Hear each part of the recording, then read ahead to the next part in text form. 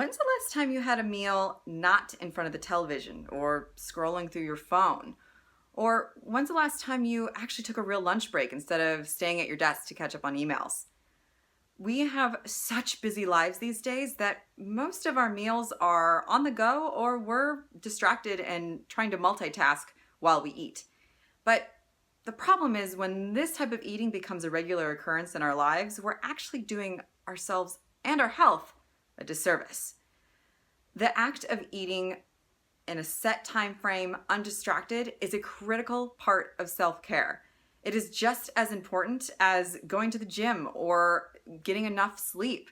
But simply because we can multitask through our meals, it is often one of the first things that get compromised in a busy schedule. But the issue with distracted eating is the focus. When you're eating and focusing on anything but your food and your body, we tend to overeat because you're just not thinking about it. You're so mindlessly eating. However, when you're present to your meal and your food and your body, we eat slower, and therefore the result is only intaking the right amount of food for our body. It's instant portion control. And the reason for this is because the body takes time, about 20 minutes, to send a signal up to our brain to stop eating. And when you eat slower, you actually allow for that message to be sent and therefore stop eating when the body actually needs to stop. So how do you eat undistracted? Well, let me first say that this isn't a practice that you have to do alone or sitting in a weird meditative position. Not at all. And in fact, I encourage eating with other people.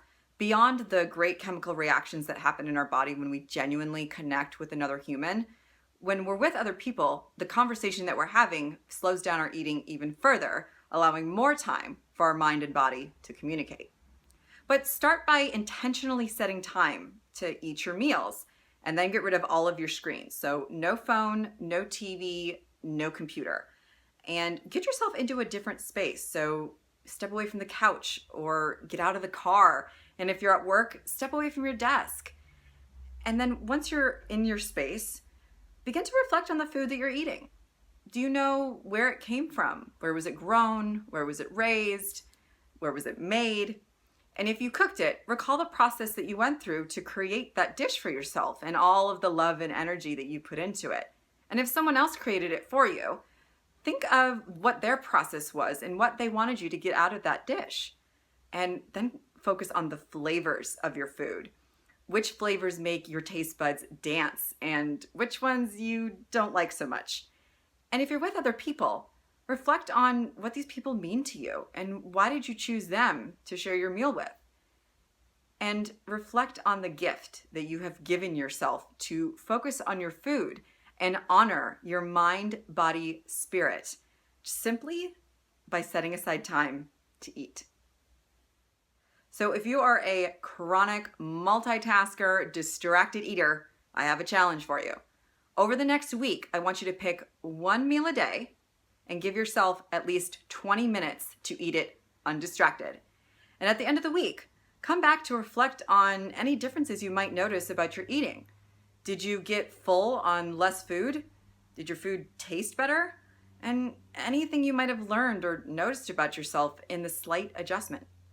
The way we eat and how we eat is often more important than the actual food that we're eating. And that's because it reconnects us to our mind, body, and spirit relationship.